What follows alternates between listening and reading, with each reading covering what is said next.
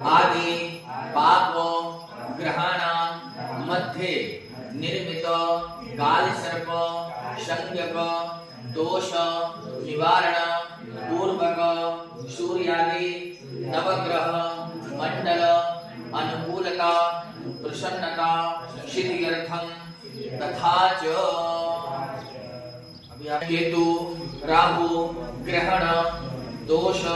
निवारण पूर्वक तथा च सूर्यादि नवग्रह मंडल अनुकूलता प्रसन्नता सिद्ध्यर्थम तथा च व्यति पाद योग दोष सहित आंशिक मंगल दोष सहित तथा च तुम्हाला राहु काल सर्प दोष सहित तथा च आंशिक मांगलिक दोष सहित विष्टि भद्र शांति दोष सहित